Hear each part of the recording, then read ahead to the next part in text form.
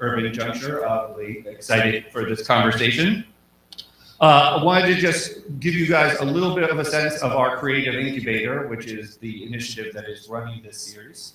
It's part of the Bronzeville incubator, which we are currently in, and it is focused on supporting artists, creative entrepreneurs, creative enterprises, and arts organizations in Bronzeville and across the South Side. Please follow us on Instagram and on Facebook if you aren't already.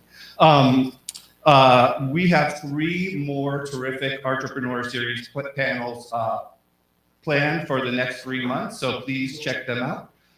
And I do want to thank the Department of Cultural Affairs and Special Events Made in Chicago initiative, which is funding this program, and also thank DJ Lacari for playing the music.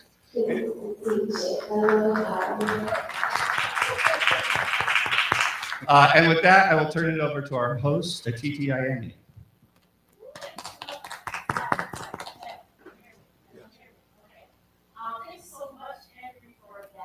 The introduction. I'm so happy to see all of you all's faces. I'm so happy to be here in the Bronzeville incubator today. So not enough thanks can be shared. This space and these lovely folks inspired me so much. So I'm happy to be here as your host and facilitator for this conversation. And as it states, so we're here today to kick off the Artreprenr series. Try to say it fast. And this is the first episode surrounding the business of freelance. Real quick before we dive in here, this is a special place for me. I moved to Chicago almost 3 years ago, and I was diving into my freelance journey. So I was balancing entrepreneurship and being an artist myself. And this was one of the first places that I stepped into and felt kind of like the palpable community feeling, the artistic feeling, just the energy surrounding just the art and the inspiration that I was seeking to achieve. Stepping into Chicago, it's a big city, a lot of connections to be made, and when you just come in, you kind of feel small. You feel like, I don't know anybody. Where do I go? How do I plug in? And so I actually connected with some folks that have been really pivotal to my growth in Chicago, and I'll get into that a little bit more, but I'm happy to be here. Again, this space holds a lot of memories for me, so I'm happy to be back. But just to give a brief run of show here, for the next hour and a half, again, we'll be having a conversation regarding art and entrepreneurship. And we're gonna be having a conversation. I'm gonna be asking our 3 panelists questions pertaining to their artistic journey and their experience. And we're going to change up the format a little bit. And well, we're going to enhance the format and say, I don't know if you all are familiar with Actors on Actors, but the inspiration behind how we're changing the format slightly is to give us all a space to have a conversation with one another. So not just that I ask you a question or ask you a question, but let's have a conversation with each other, because we occupy a unique space being artists and entrepreneurs, and I think we can pose questions of one another that kind of help illuminate our unique opportunities and challenges. So that's a little bit of the run of show here a bit. So I'm going to dive into a little bit of an introduction, and I'll just introduce myself really quickly here, and because I have a fun prompt for you all. Okay. To address that. Okay, so you're ready. So my name is Atiti Ayeni. I am a South Side-based entrepreneur and metalsmith. So I'm a jeweler actively. I am also a textile artist. So that's just kind of one field that I occupy. I also, how I was connected to this space was through an enterprise called Gumbo Media, where I serve as operations director. We are a digital media agency that focuses on amplifying Black stories and helping businesses elevate their branding and their messaging, and kind of give them clarity on how they want to best face themselves in the world. So straddling 2 different fences here, I know very well what it takes to help build a startup, and then I'm also in the trenches every day on my jewelry stuff, making it happen. So that's a little bit about me, and I will toss it over to you three. But before we do, I want to hear from you what your name is, of course, what your area of artistic and entrepreneurial focus is, and how long you've been in the game. Last question to add to that is, what are some of your hyphens? I'll explain. So the word entrepreneurship is a hyphen in and of itself. It's art and entrepreneurship. And even as I was speaking just now, I was relaying, I'm a metalsmith, I'm operations director. I have other things that are added to my intro. So I'm an auntie, I'm an avid thrifter, I'm a cat mom. And so all those things are really important to me as hyphens that I wear. So what are y'all's hyphens as well? So whoever wants to dive in first, the floor is all yours. I'll go first. Yes, thank you. So hi everyone, my name is Akeisha Lockhart. Thank you for having me. I really, really appreciate it. This is an honor. I feel like I'm more of a student, so just to be up here, I'm like, I should be over there on that side, not saying anything, as you all are great too. And but I just feel like I'm humbled by even being invited to be here. So thank you all. So my hyphens, first off, is I'm a child of God, which is most important. And that is the overall title. Under that umbrella falls, I am a storyteller. So my vehicles to tell stories are through my journalism degree, which I interview celebrities. That's my love and passion. The reason why I choose to do that is because I feel like oftentimes we never know the backstory, the sweat equity that was put in for these people that a lot of us admire and look up to.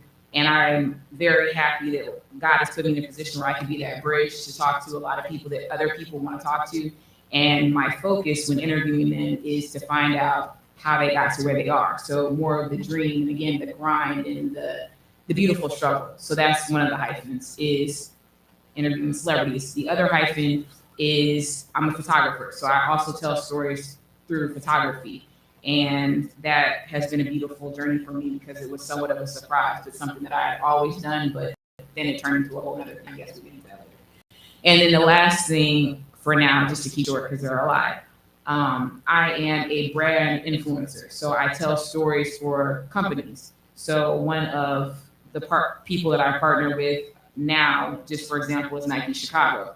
And so I help them tell their story through different ways of doing that. So the three things would be, again, celebrity interviewer, photographer, and brand influencer. And all of them really, I think, complement each other, and they all make sense as far as just being a journalist. And again, not only telling my story, but helping others tell theirs. And was that all the questions that you had? Because I know it was like, oh no, I'm trying to make say sure that say your name, say your hyphen. And then, how long have you been at it in the game? I honestly feel like I came out the womb, and I was just in it. That's how I feel. I don't really know, because even as a child, my sister's here. Shout out to my sister Regina over there, who I love very much, and she's been a big supporter. But I think she could say, me and my family, since I was a child, I was doing pretend interviews in the kitchen, like, oh, I'm a host. I'm gonna be like Oprah, and you're gonna be my. So to me, I don't know anything else but this. So I feel like I've been doing this since the beginning. Born and bred, organic. Yes. Thank you for Thank that. Yeah, so. Word. First of all, Akeisha's awesome. She's being super humble right now. Thank you. Amazing. Thank you. So you're welcome. My name is Eddie Precise Lamar. I am a native Chicagoan from the south side of Chicago, Roseland area. Shout out Wild Hunters, Wild. Hey. I am my hyphens. So I'm a dad of 3 sons. I'm a son. I'm also a writer, photographer, and a motivational speaker. And right now I'm sharing my fitness journey on Instagram. So I don't know what you would call that, but I'm that guy. Motivational. Right, motivational. So I'm just really excited about being here. I'm excited about sharing and learning, and I'm excited to share this microphone right now. It's a pleasure to meet everybody. Word. Is this on? Okay. Yeah, it is such a pleasure to be here. And, big thank you to Bernard Lloyd for his vision and for his leadership and all that's happening around this area. I'm just so inspired by the incubator and Boxville and community. What's that name? No. Oh, yeah, introduce yourself. Yeah. We should have stopped right then. Yes, Yes. Rewind. Thank you. Okay. So my name is Dorian Sylvain. I'm an artist and muralist. I think of myself most fundamentally as a painter. When it comes to my working hyphens, I guess. I'm most fundamentally, though, a mom. I'm a mother of 3 boys, special journey. And I have spent over 4 decades now in the business as an artist. I started in my early 20s, probably 18 even, I started to claim myself as an artist. And I have been pursuing it ever since. I not only work as a painter, I've had a couple of different evolutions in my career. For many years, I was designing scenery for community theaters on the South Side. I always refer to my boys as backstage babies because I was that kind of mom who had the Jerry carrier and the portable crib and took my kids with me while I worked.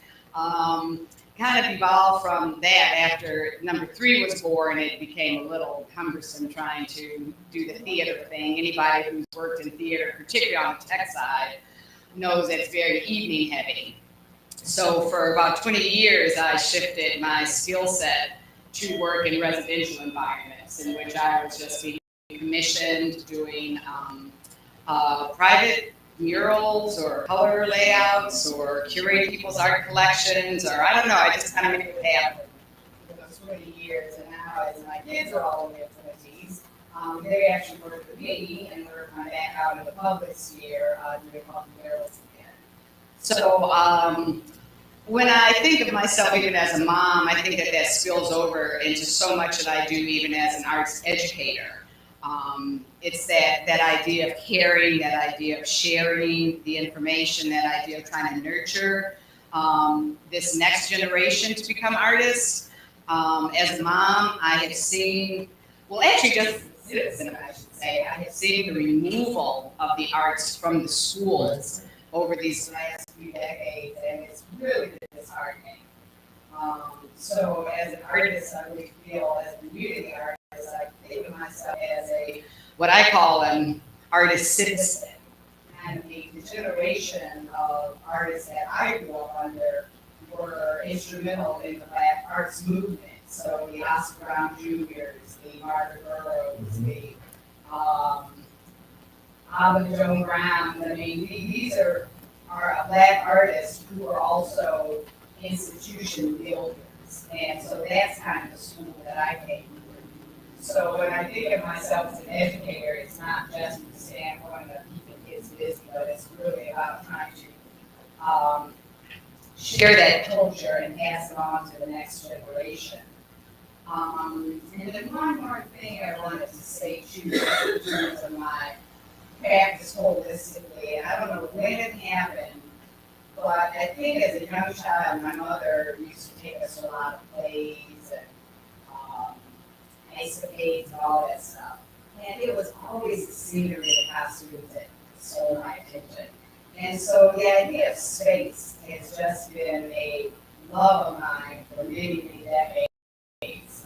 The idea of how we treat walls, how we be in a public, be in a private space. I'm just really fascinated by how these walls around us can communicate feelings and can express intent in terms of space.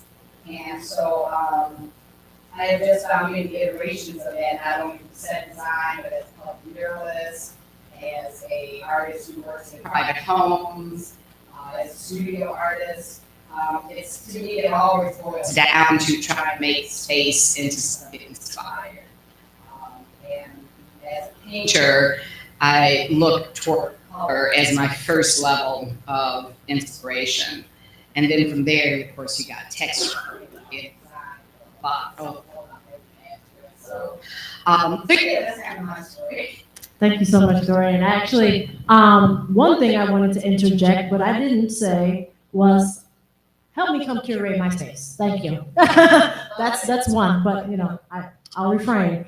But you mentioned space, so creating space, analyzing space, how it's utilized, how it's used to bring people in or potentially keep people out. So that's a big part of the conversation around space. But I wanted to see how space kind of you're in communing with space in your own lives. So I asked you all what your hyphens were because I imagine just balancing the two things, artist and entrepreneur, is already kind of a juggling act. So based on the other things that you all listed, you mentioned photography, you mentioned being a brand ambassador. How do you all make space? How do you all delegate your energy and your time towards all of the different endeavors that you are, currently undergoing?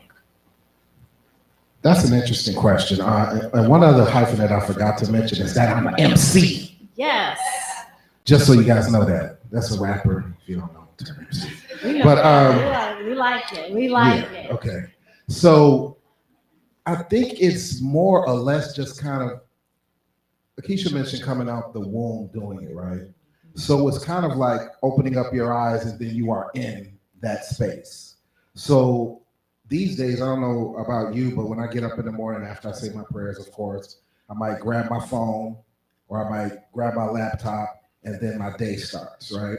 So that day can consist of editing some interviews that I've done, maybe writing a song, or maybe creating, or maybe just trying to find some inspiration for the word I'm going to share for the day. And I think that's just a part of the experience. I don't know if there are times where I deliberately set space. Maybe if I take a trip down to 39th Street, Oakwood Beach, and maybe meditate there and chill for a moment there, maybe create some space there. But in terms of actually being extremely deliberate about it, I think it's just a part of waking up in the morning for me. Yeah. I think for me, I agree with Precise on that. It's very organic. I too wake up in the morning and I've been trying to do a better job, doing a better job of saying my prayers and listening to something in the Word, just so that I have my daily bread. So I have something to meditate on throughout the day, because you get thrown so many different things. So I try to get in a place of peace. Shortly after that, I'm a runner, so I like to go run. That clears my head, and it just gives me just what I need. It fuels me. So I've noticed something that's been really cool with me, that I'm like, oh my goodness, this is crazy. Yeah. But I don't know if you all have ever heard, Pharrell has one of his songs, he's like, I see sound. Yes. He can see sound. And I'm like, I now can see photos. I'll be out and I'll be doing something and I'm like, hey, that's with my eyes, that's such a dope photo. I don't have, I try to keep that thing on me. I try to keep, I don't have I have my cell phone, so I technically have a camera, but my actual camera, my professional camera, I don't have it on me right now. But sometimes I'll be doing something, I'm just like, look at those kids, and then it's kind of, it's like, man, even if I have my camera, I wouldn't want them to stop. I don't want, because people see a camera and then they, now they're not going to be natural. So for me, I see photos now and I'm like, oh, that would be such a pretty photo. So it happens. And then there's scheduling. So space could be, I have a planner and I have boxes where, okay, I'm shooting Jay Illa's event tonight. So I am already prepared in my mind to do that.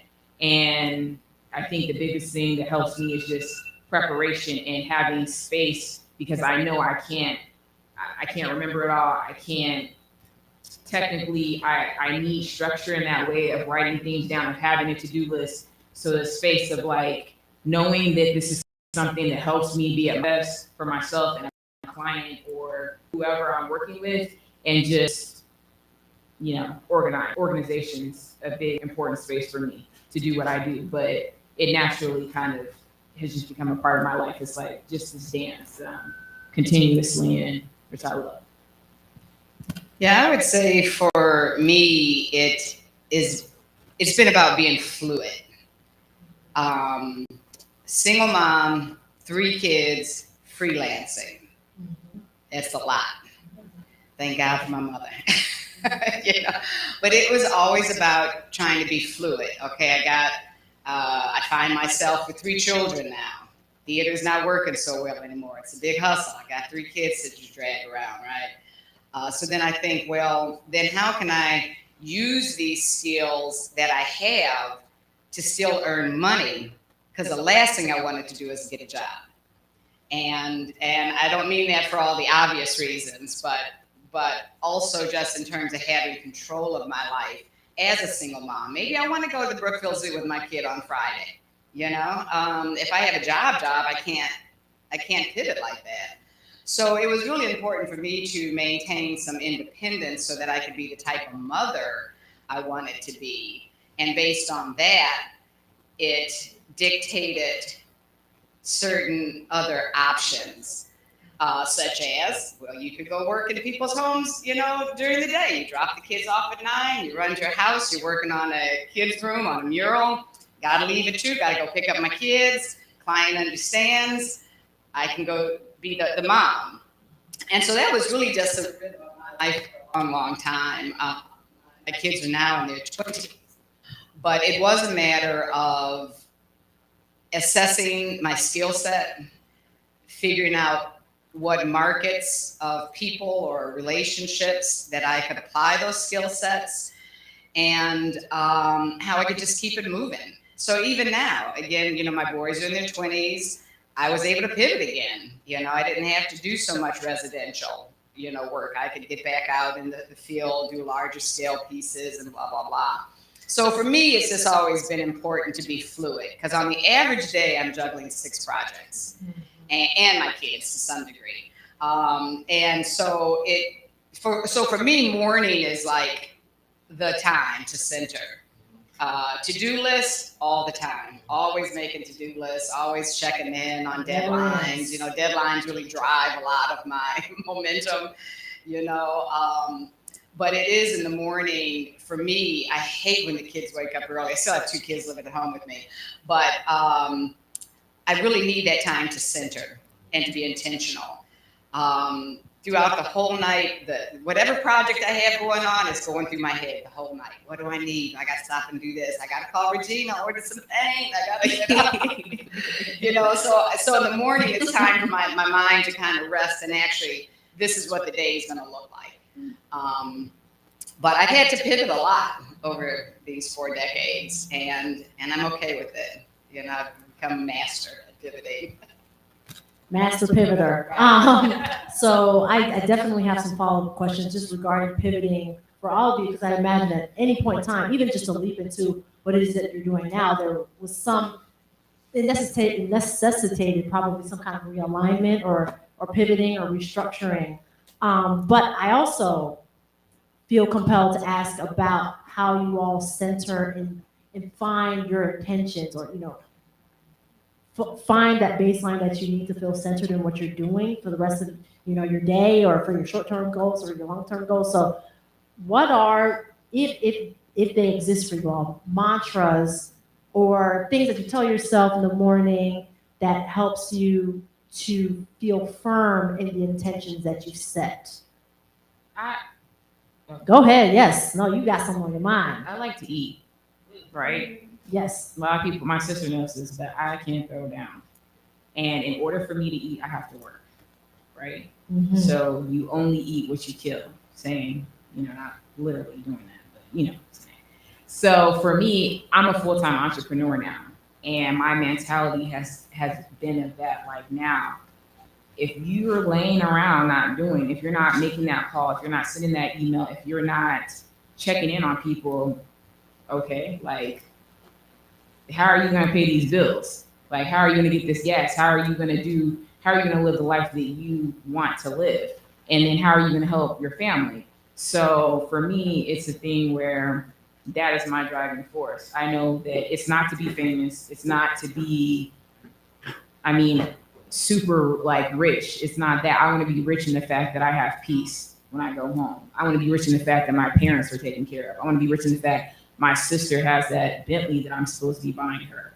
And then I'm supposed to be taking care of our dogs. And I'm supposed to be, my nephews, I want them to go to the school of their dream. Like, richness for me is like my people are good. You know, like I'm the plug for my family, not in a way where, you know, give me, but like it's the least I can do, you know? And then for other people outside of my family, I want to be able to help them. That's where my richness will come in, because you can't take any of this stuff with you. This stuff I'm wearing, I mean, none of this is going to go with me when I get in that box or whatever that thing happens after I'm gone.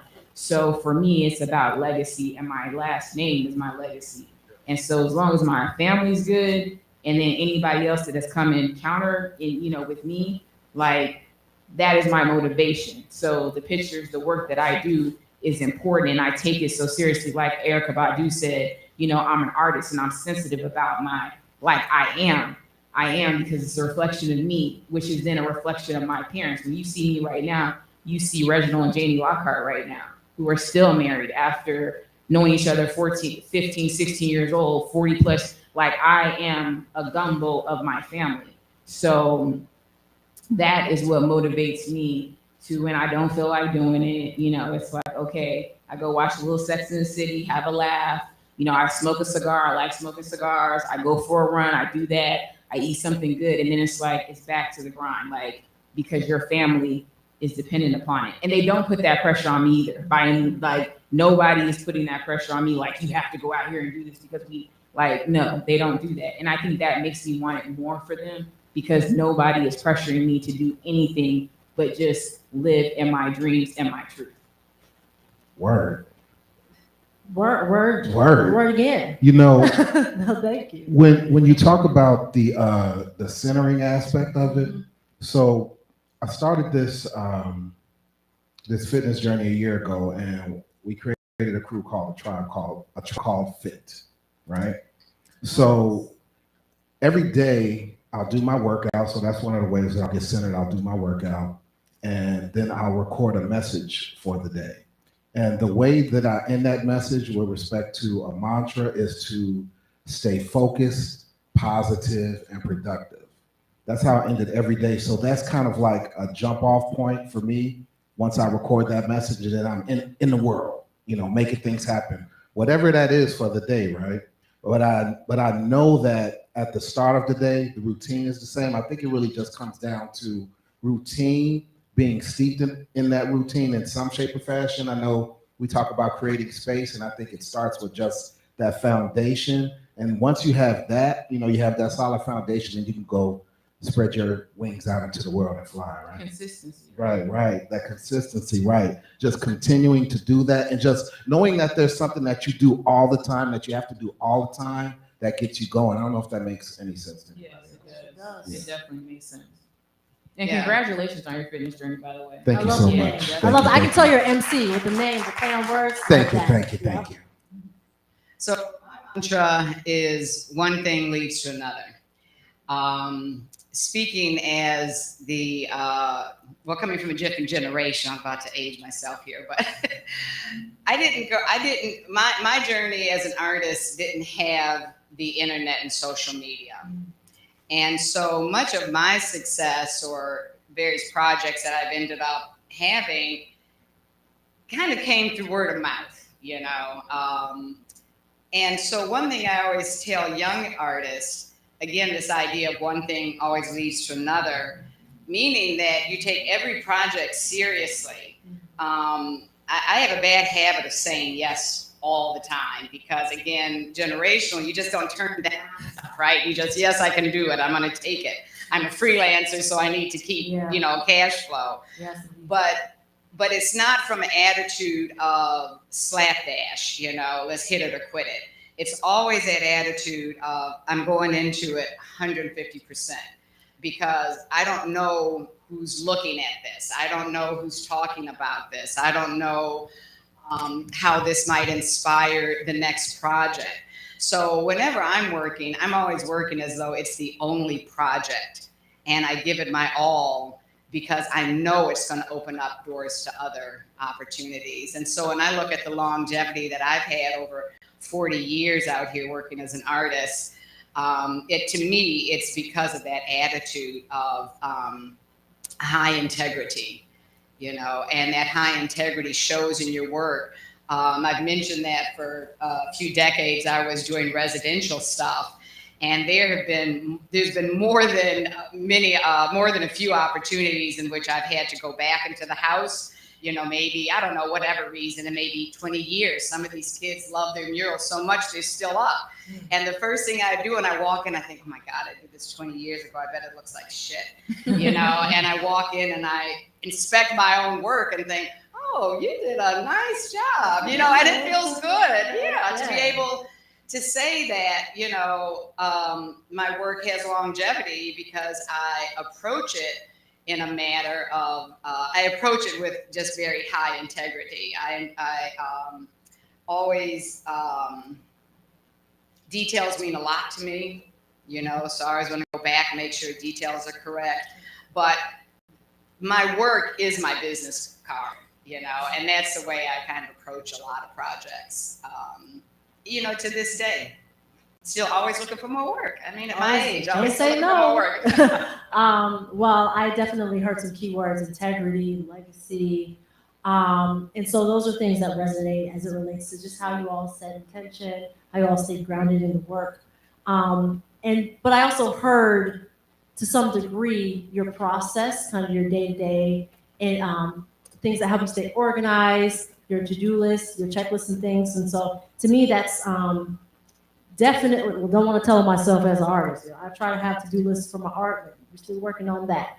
But you all have systems that you all spoke to, which to me lends itself towards more of the entrepreneurship side, or the freelance side, if you will. So to that end, what are some things that you've learned formally or informally as it relates to building your businesses, building your systems so that you can have the artistic and creative growth that you want to achieve?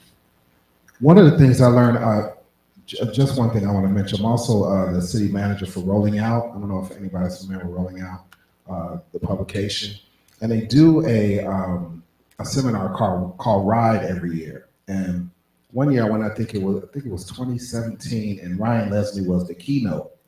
He was the keynote speaker.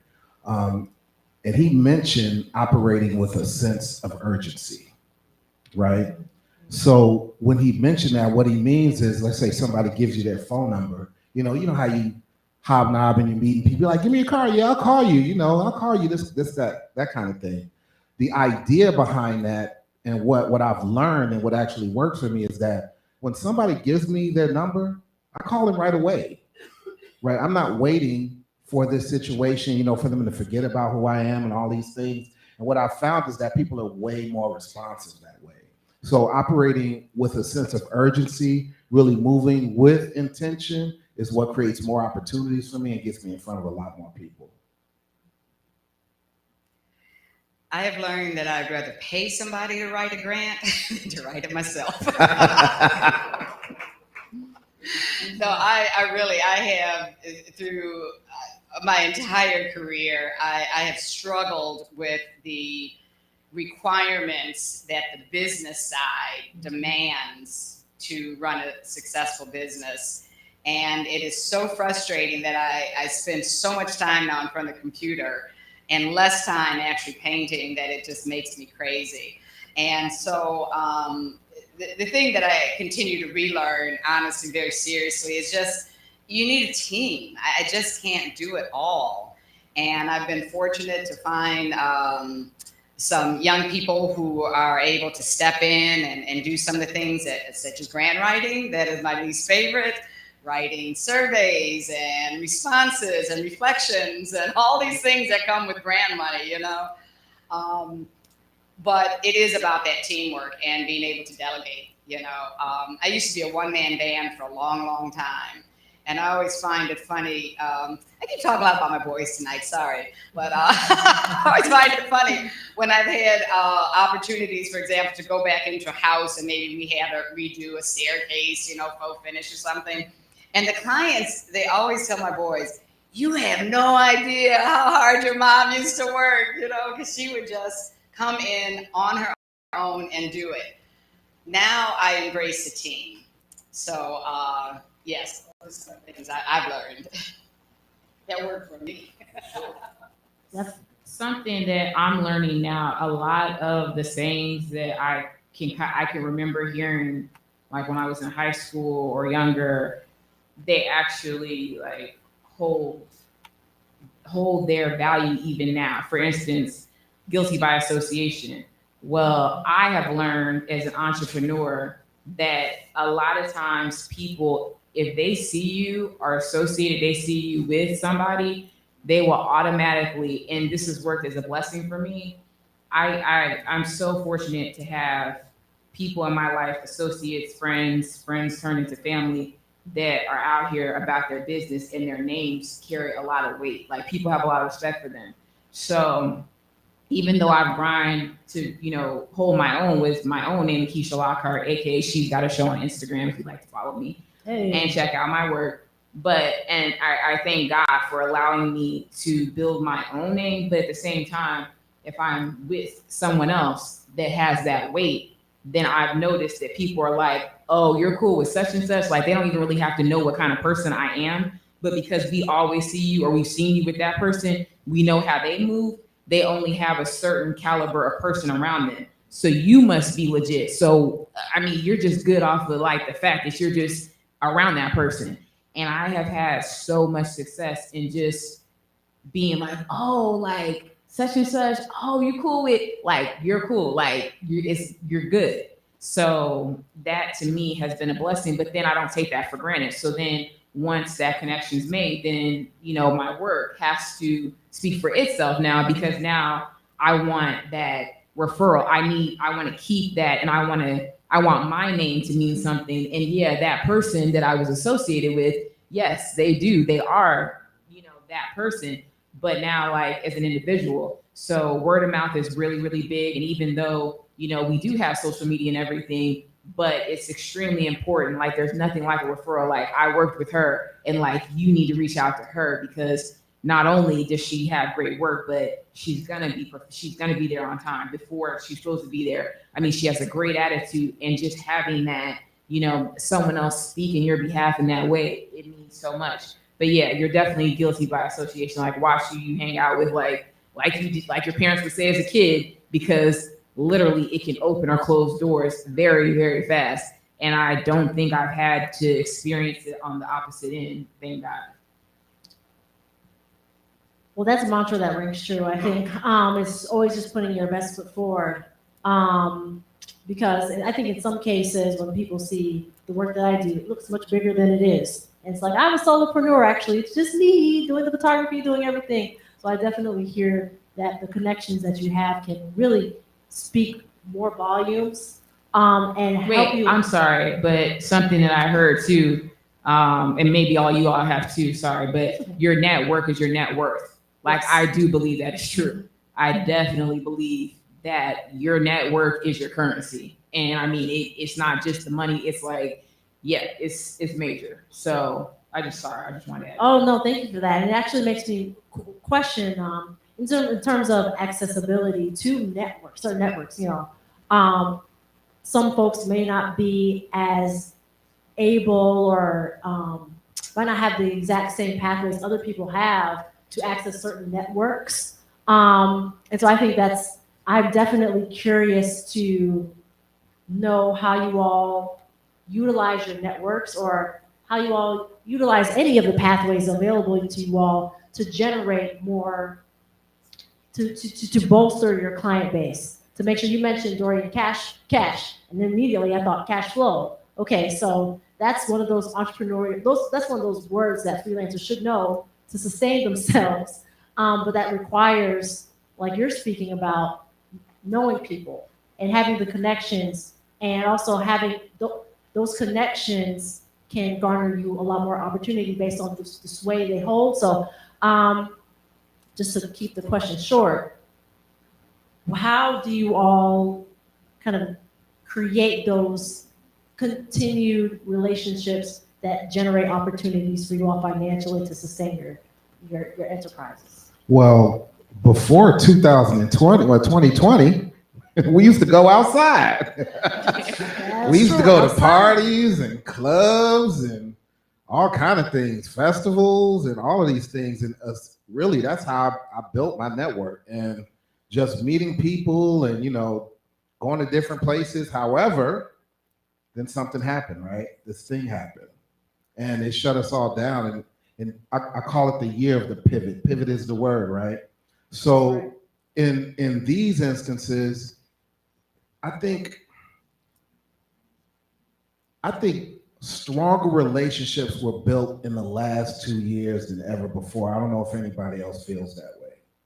And I think it's because we had to do it. So in passing, like I might see somebody outside, be like, hey, yo, hit me up, whatever, and outside, right? But now if we're communicating through email and we're looking to accomplish something that's more intentional and it has more meaning, and we're creating something bigger, right? Because now we are moving with a greater spirit. That's just how I feel about it, right? So in building these networks, I think, again, within these past 2 years, I think it's been more of a focus on creating something sustainable, really adding and building to the legacy, like you mentioned, because we're here 1 second and we're gone the next. So what ways are we truly impacting this world? You said 20 years, like you go into a home and 20 years later, you're still looking at a mural that you put in somebody's house. That's amazing. Amazing, truly. That speaks to something that's bigger than all of us, because it all encompasses this energy that we're putting out here. And if it's good energy, people are going to want to come back to it, right? And they're going to want you to share it. So I think that's how the network builds, based on the integrity of your work, and not integrity from a perspective of honesty, but the integrity of, let's say, a post that keeps these, the ceiling up, like maintaining that integrity so that when we show up the right way and we have something good to offer. For me too, it's about taking a deeper dive into institutions that mean much to me. So when I think, for example, of Southside Community Arts Center, I think about the Hyde Park Arts Center. These are spaces that I've considered my creative homes. A lot of networking goes on at events, as we all know. But for me, it's also important to volunteer time. It's important to give more to the institutions to help sustain and fortify them. And so part of my mission is making sure that these places, at least as much as I can, that these places also have longevity and are able to serve the next generation. So I always say I have more time than money, but I don't have a lot of time either. So when I donate time, to these institutions, it's because I care so deeply about them. I serve on the board with the Chicago Public Arts Group. And I just try to be available because it takes a lot to run these institutions. And all of us have seen institutions come and go. And so part of my mission is to make sure that there's some sustainability. My mom has a saying that I absolutely love, and she says, it's nice to be nice. And really it is. It's nice to be nice. So for my relationships, I don't go into it like looking at that person like a dollar sign. And I think that helps the situation out very much. So like, I'm going into this relationship, how can I bring something to the table? How can they bring whatever, or however that works? But I think some of my most lucrative, I guess, if you want to say it, it ended up being down the road or whatever. It wasn't based off of, I am trying to get that. That's what I saw in you. It was very just, there was an energy that brought us together. There was a common reason. Maybe I did something for you, then you saw my work, and then that got turned into, now I'm getting work, or that person did something nice for me. And so for me, I think, don't go into anything looking at it like, what am I going to get from you financially? Because it's going to show probably too. Like, I mean, that energy, Chicagoans aren't stupid. Like people aren't hustlers, aren't like, people can see through that. But when they can see you're genuinely just trying to be a good person or trying to lend your artistry to them, I think then they'll be like, that shows them, oh, okay, cool. Like, you're someone I want to build with. So I think people just don't get that out of your mind. Like, don't look at people like that. It's not cool. It's nice to be nice. I love that you said what you're bringing to the situation, right? Because it is about what you can provide, not what somebody is giving to you all the time. So yeah, kudos to you for that. Thank you. Yeah, I mean, that speaks to, I mean, you're offering mindsets that freelancers can adopt for themselves to, maybe adapt to their needs or their personal styles, but things that can help them foster longevity, success, underscore their integrity and their intentionality. So besides mindsets, though, what resources or tools can you all offer that have helped you see success in your own fields? My iPhone calendar. Okay. I just got a new iPhone. Hello. Right, and my the task thing. What do you Yes, call it? indeed. The task reminder. For checklists. Yeah, that thing.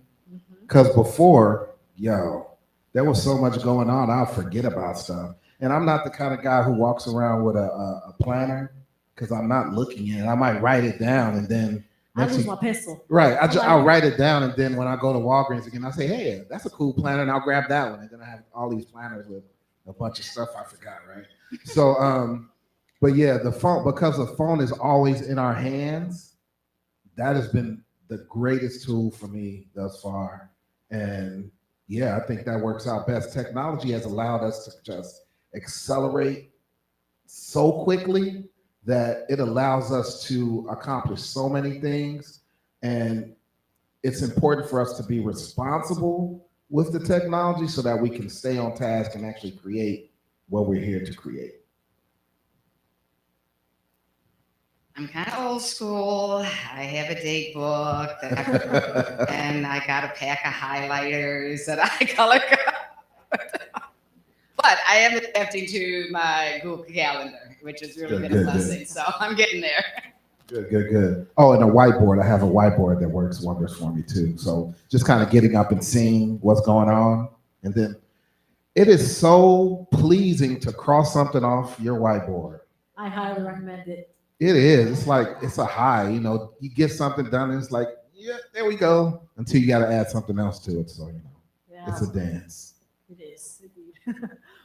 I do both those things. I don't like the phone. I don't do the phone so much in the calendar in there, but I do agree my phone is a huge help. I do, like I said, I have a planner. I like writing it down. I like crossing things off. But something else that I've added to to those things, I went into someone's office and I thought it was so cool. They have these giant Post-it notes, which I like Post-it notes. I would have little ones, but now I have those big ones and I put them on the wall in my office and I write like the month and like all like dates and like projects I have. And so they're huge Post-it. Have you all seen those before? Yep. And so I put them on the wall. So when I'm in my office, I can look up at there and I can see like, oh, like either you have a lot going on or you don't have enough going on this month. And it's kind of just that reality check where it's like, it's not in a book where I can close it and put it away like my planner. It's not my phone where there's so much going on that, I'm not looking at that. But when it's on the wall, written on the wall, and I have to look that direction and then I can cross it off like you all are saying or whatever, it feels great. So either I know I'm not getting to the bag enough because I can see it, or like, oh, like, yeah, you're kind of getting to the bag this month, you know what I mean, or whatever. So, and then adding to it and stuff. So that's something that I think is really cool. And they come in different colors. You can get them from like Office Depot or Office Max, something like that. I think that's really dope and fun. I got to shout out to the zipping envelopes. So, because every project that I work on has a zip folder, so I can keep my paper and it sketches, drawings, references, and then I lay the folders out on the desk so I can see the title of each project. So those probably keep me more organized even than my calendar sometimes. Mm-hmm. Well, no, that's good. I mean, the immediate digital tool that I'm thinking for inspiration is Pinterest. I'm on Pinterest all the time. And then I link it to, if I have a meeting, I'll link it to the meeting so my client can see it. So it's just all the different integrative tools that we can use. But it sounds like you all, you're looking for ways to organize your time, organize your ideas, see where your priorities lie and how that relates to your income. So I have another nerdy question, but I'm actually going to pause there because I want to open up the floor to the audience. Hi, audience. They look lovely. So we're about at the hour mark, and so I wanted to kind of open up the floor, like I mentioned, kind of give you all a chance to ask questions of each other that have surfaced for you all during this conversation, but also offer it up to the audience. And so a microphone will float around if you have any questions that you'd like to pose to the group. And then also I want to acknowledge the folks on the live stream. So if there's any virtual questions that have come through, we'd love to lend the floor to those questions as well. Is it working? Okay, great. First of all, I want to say thanks so much. I feel like the gems that you guys have dropped. Your cup fell over. I don't know if there's anything in it. Just It's not, but I appreciate you though. I got You're you. like, do I In the interrupt space. her? Yeah. In the Space. I always feel like God places me at particular places for a reason, and I'm so glad that like Henry invited me and I came, because I could definitely got some gems. But because you guys are all creatives, my question is, I'm a filmmaker. I just opened, well, actually in month 6 now, so it's not like just, but Come on. Come on. thank you. So I'm the owner of Taylor Lane Creative, and I will say that what I'm struggling with as an entrepreneur is when I was working for ad agencies as a storyteller, I would tell them like, I only had like one project at a time, but now ag. So I have, like you said, you do like average of 6 projects a day. I'm kind of on that lane, and my process is sometimes like I get into the zone, I'll say. And I feel like every creative person knows what that is. Like you're just like focused and in. It's like you get inspiration. And I'm sure for like as a muralist, you're there. So my question to you and to everyone else is, when you have like 6 projects a day and I live off a block schedule. So like, how do you decide, okay, so I need 30 more minutes in the zone before we move to the next project? Or like, no, actually it's time to move to the next project, regardless of the creative flow. Like, what do you got? Like, how do you move from there and then still be authentic to your craft, still be authentic to like the work, that you love to do? That's my question. I was gonna say, for me, it's all about deadlines. Yeah, I agree. I hit the deadline and I work backwards, and that really drives me, because if it was just about me managing my time, I'm afraid to say that it wouldn't be as organized as it is when I have deadlines driving it. Yeah, I agree with that. I feel like in your situation, you just have to, going back to being super organized and knowing like what is due when, and that is what it has to be the priority right there. If you have 2 or 3 things that essentially have the same exact deadline, now that could be nerve-wracking, but at the same time it's like, okay, well, this is the one I'm going to start with. Maybe you start with the one that maybe you think has the least amount of, and I don't mean like work, but you know what I mean, like that you may have to put less of yourself into, but not, you're putting your whole self into it, obviously, and then kind of knock that thing out so you can get that gratification of crossing that off. I got that done, and now as the task calls for more of your time, and if they're all at the same time a due date, then kind of work like that. So that would be my recommendation, is writing it down, knowing what each thing entails, and like, okay, this I know I can definitely knock out first. Let me focus on this, then take a break, go for a walk or something, eat something, like I said, watch an episode of something. Like, just take a break from it, like decompress, and don't beat yourself up about that. Like, don't back to back to back. I gotta knock all this. You're gonna drive yourself crazy. Like, go play with your child, go play with your dog, go do something. Give yourself 30 minutes, come back, okay, reset. Now, what do I need to do for this next task? Get that done.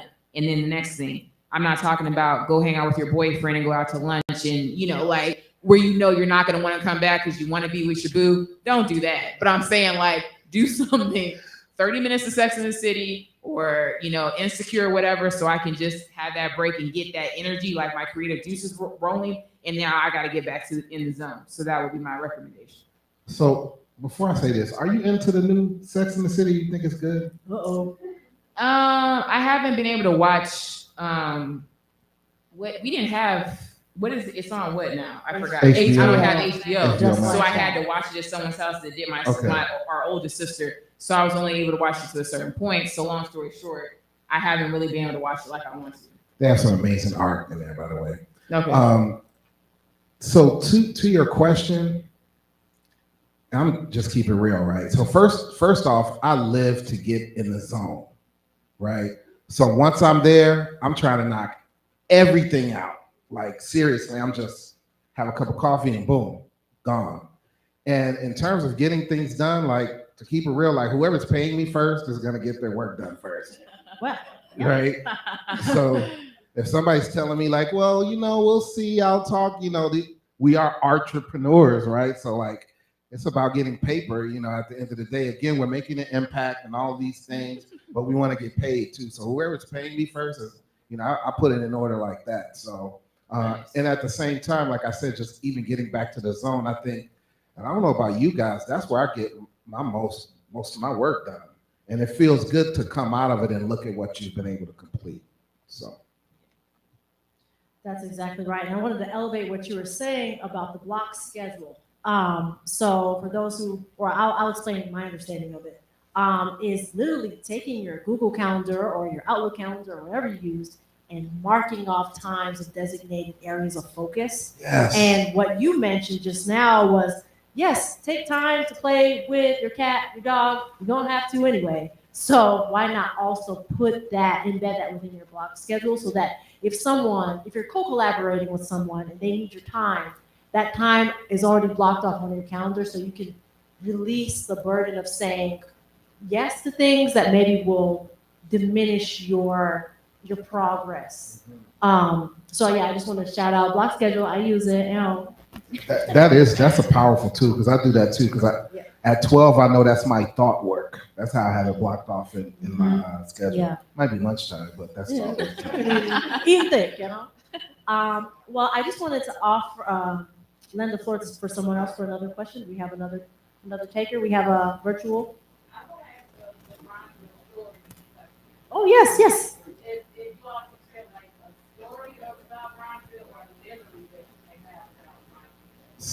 Yeah, I would love to. I feel like I grew up kind of in this area. I went to Hales Franciscan. I don't know if Hales Franciscan is considered in the Bronzeville area, but that's where I went to. It's an all boys Catholic school. That's where I went to high school. I had my ring ceremony on King Drive. I can't remember the name of the church, but it's right. It's on King Drive over here. And also the Bud Billiken Parade. That's my greatest memory, just going to that for the first time.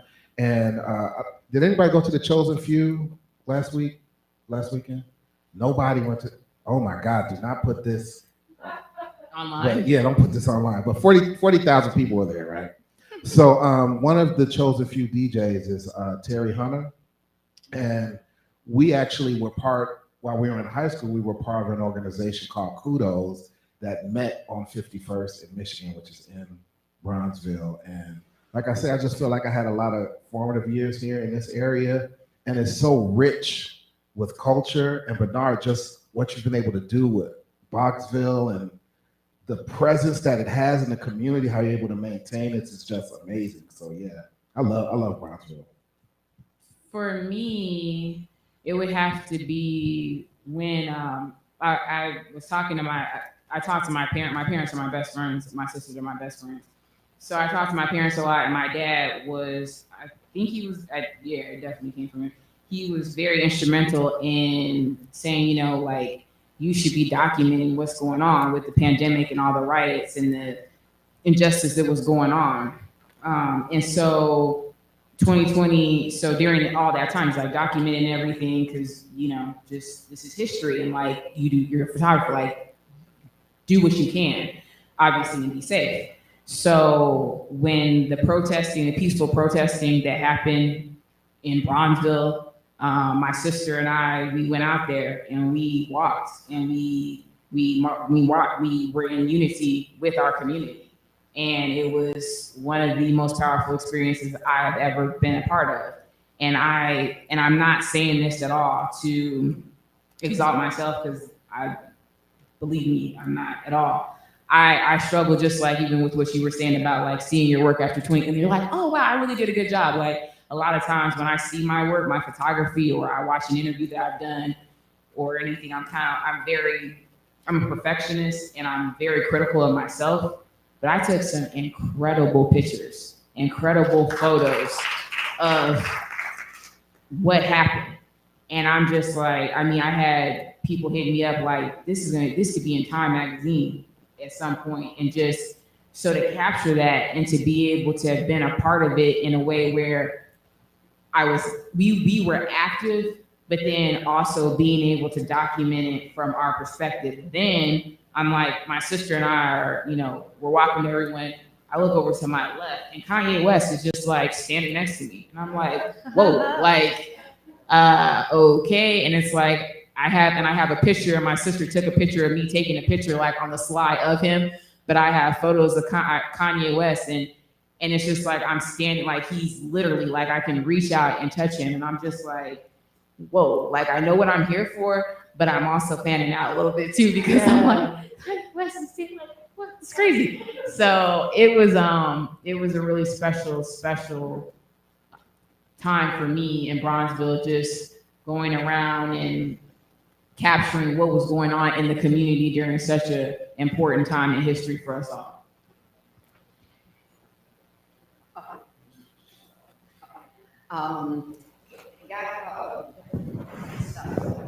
Good. Oh, yeah.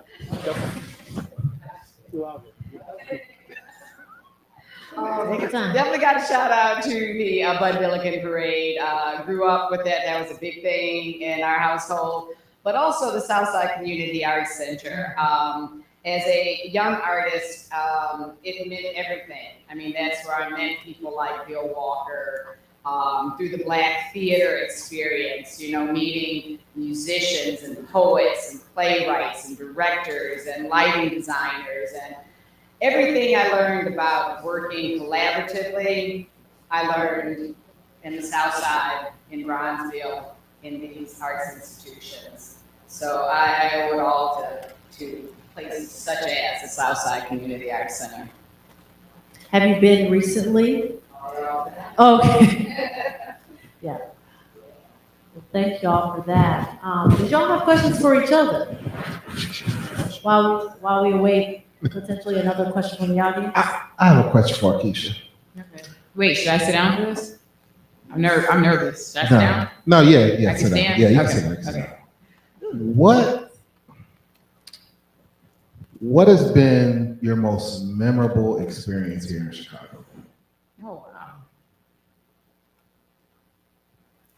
She got to flip through her memory book. Is this like a personal one or No, like a let's say business one?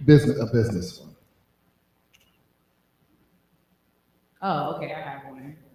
Besides meeting Kanye, I know Kanye. Yeah, that's on the list. But yeah, I have one. So, I was just looking a few years back. I don't even remember what year it was off the top of my head. I'm terrible with time. It was around Taste of Chicago. And this is relevant to Taste of Chicago. It just passed. It's over? No, it's still going on. It's done? Okay. I heard the lines were really. I know. I saw that video. Crazy. So Taste of Chicago was in Chicago, obviously. And I was looking at the list of the roster of performers, right?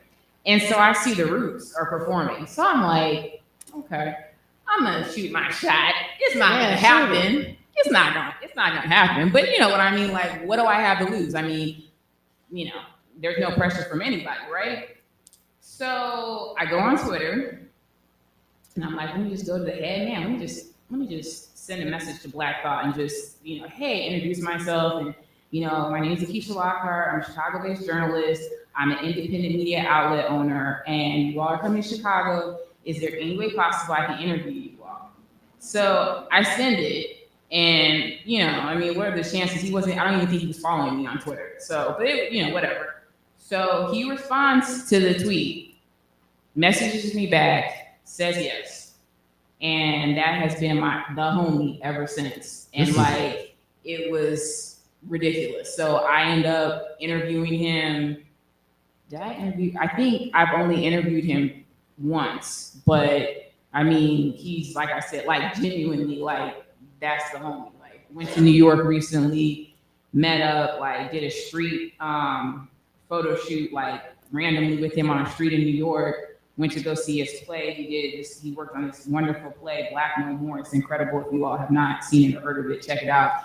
But that was like one of the most memorable things. And then for him to even to say, like, we're at a point now where he's like, if I come to Chicago or anywhere near Chicago, like, I can't come here without hitting you up. Like, it's like, if you don't stop, like, you are a legend. Like, would you stop? Like, and it's so like love and like a cool thing. You can tell, like, he's a legend, but he's such a human. Like, I don't even genuine think, human being. Yeah, like, do you understand? Like, I'm even talking to him, like I don't think legends are supposed to be like, you know what I'm like? Legends respect legends. I'm just saying. No, So- thank you, thank you. I feel that, but no, I'm saying like being around him. I'm saying he's so down to earth, where it's like you're not a diva. Like, you're not like, you're like a real person. Like, you understand what I'm saying? Absolutely. And you think about his resume and what he's done and the impact he's had on not just hip hop, but the culture, period. So to have that,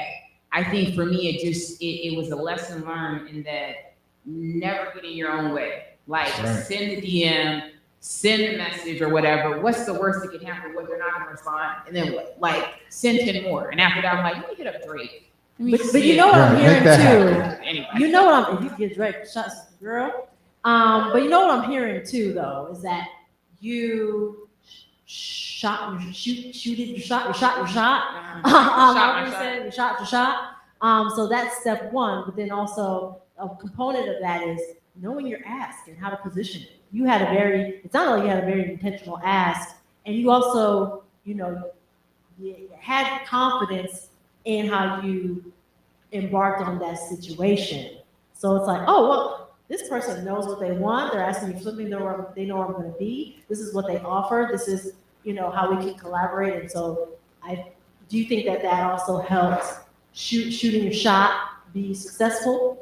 Having you say it back to me, it sounds like really like I had it together. I didn't feel like that when I was young. I mean, I've sent that message, like, and it's my template at this point. Take it, use it. I mean, I insert it. It wasn't Taste of Chicago. Well, you'll be in town for, chosen few, and I'm like, that's my template at this point. So, and when I sent it again, I think the thing that helped me, I don't think he said I was great and all that, but thank you for that. It was just that I didn't think he was going to respond. Sure. So there was no pressure, because I'm like, he's not going to respond. So I'm going to do it just so in my mind, it's not like, well, Keisha, you didn't try, because you did try. But it was there was no boss that I was reporting to that was like, you have to reach out. It was me that came up with this whole idea. So I'm like, it doesn't happen. And then it did happen. So then now in my mind, I have this thing where it's like, don't ever think it can't happen, because you're the only one that's going to stop it from not happening. Right. And it does take a level of gumption and audacity to even take that step. So, well, thank you. Make it happen. Thank you. Yes, you're welcome. Because I have a list for folks I would like to offer as well. So first Drake, though. Okay. Yeah, no, I have a list. Okay. We'll I talk got about it later. Okay. Dory, did you have anything? Any question? Honestly, I don't. Oh, okay, that's fine. We can open it back up to the floor. Akisha, did you have a question for any? Not yet, but yeah. Okay. Question. Oh, I'm sorry. Yes, we would love to hear from you. Microphone. Let me put the mic, please. We're gonna need a microphone. Okay, we'll get it. It's like Donahue. First of all, I'm really enjoying this experience, so thank you to everyone that made it possible. Thank you. As artists, as entrepreneurs, I'm sure you have had experiences that come across the table that require you to have to partner up, collaborate, work with other people, other entities, other groups, other organizations. My question to you is, in those experiences, what have been the lessons that have come out of that? Specifically, maybe the hardest lessons and the greatest lessons that you make sure you carry with you throughout everything else you do now. I have some. I'm just going to be real simple. So whenever you're part of these collaborations and these group projects and everything, I think the main thing to be very mindful of is to do what you do very well, right? And represent yourself at the highest level. And try not, the thing about groups is that sometimes you have to take on other duties and those type of things, and that's okay. I think you should be open-minded for that. But I think being the highest representation of who you are is what matters most. I think I just actually had this happen yesterday, and I'm a part of a team, which is an amazing team. I love them so much, and I presented like an idea to them to help this project that we're all working on, and it was kind of like it wasn't like a wash, but in like some ways I kind of was feeling like you guys don't see it like I wanted you to see it, and I wrote out an outline of how this is supposed to look, and in my mind I can see it, but they were asking me some questions, and it's like, but it's right there, like you can't see it. And so I think the thing that's really important is that when you are working, collaborating with other people, as hard as it is to not take things personal, like you can't take it personal and do your best. But if everyone doesn't ride along and give you an atta girl, or it doesn't end up being what everyone goes with, like you got to move on. Like you have to have, and that's the thing I absolutely love. I worked in sports for a very long time, and I'm an athlete just by like out the womb, like what I do. Like that's just who I am, because that's what I come from, is athletes. So the thing that I love about sports is that if a quarterback throws a pick six where he throws the ball and he thinks he's throwing it to the person on his team and the other team intercepts and they run it back for a touchdown, which is what you don't want to happen. If they do that, as that quarterback, you need to have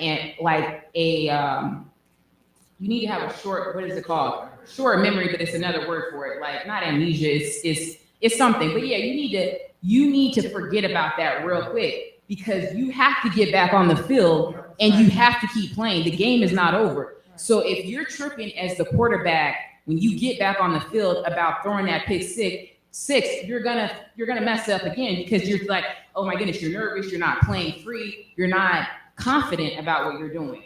So short-term memory, like you have to be able to let it go, even though you're like, not, and it's not to my team. If you all are watching, I love you. Like I'm coming back to you all.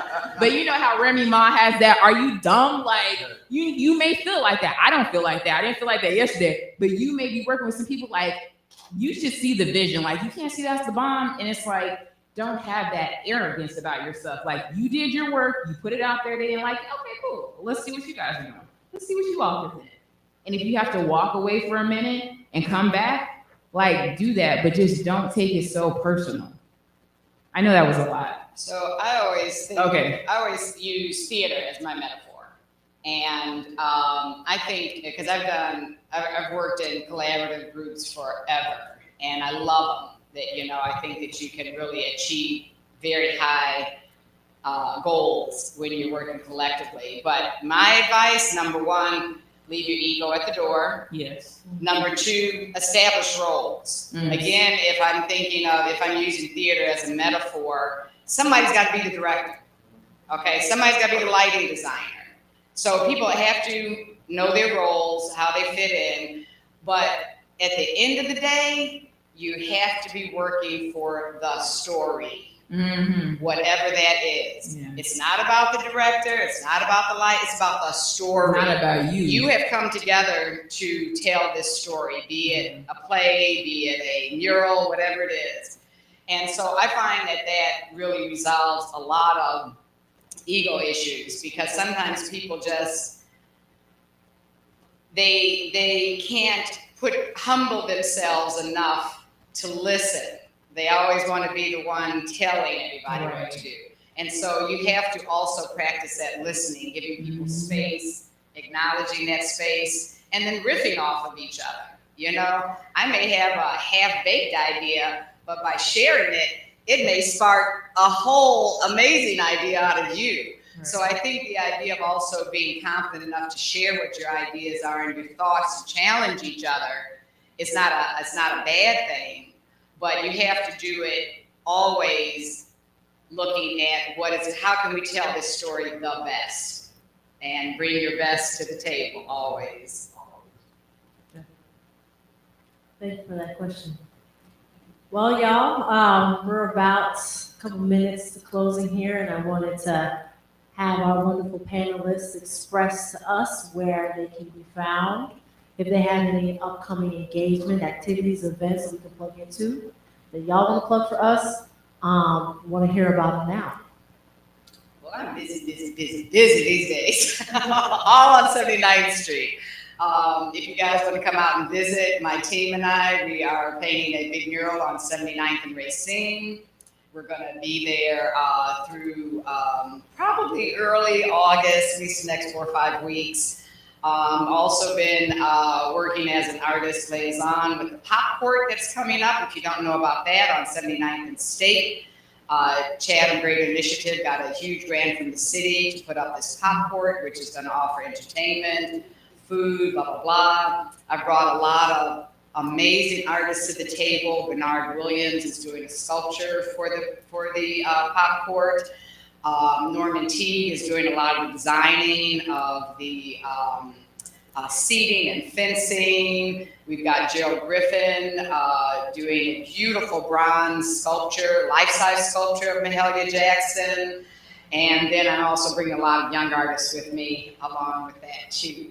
But we will be outside sweating and on Racine if you guys want to come by and visit. And then I'm on IG, my name, Dorian Sylvain. And then right now I've got a new one called I Am Artreprenr, because I'm working as an artist in residence this year. Well, actually since last year and this year through the Invest Southwest. So we've got that website up, kind of just highlighting and celebrating people of Artreprenr and the mural work that we're doing this summer. Yes. And what's your Instagram handle? There we go. Yeah. Handle. Sorry. It is. So speaking of that, you can find me at precise_CHI. That's precise_CHI on Instagram. I'll be hosting the Bantu Fest on Midway Plaisance on July 23rd and 24th. Basically all of July I'm outside. This weekend is what? The Silver Room Block Party. Yes, it is. I'll be covering that, and also Pitchfork is happening over at Union Park, so I'll be covering that. And the Roots are here, right? Yeah, the Roots are here. So, maybe Keisha let me meet the legend.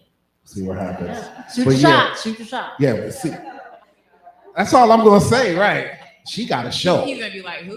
Right. She was lying. Word. See, there you go. But yeah, that's what I have going on. Again, follow me at precise_CHI. Let's build. I love talking to business owners. I love talking to artists. I cover mostly music and culture.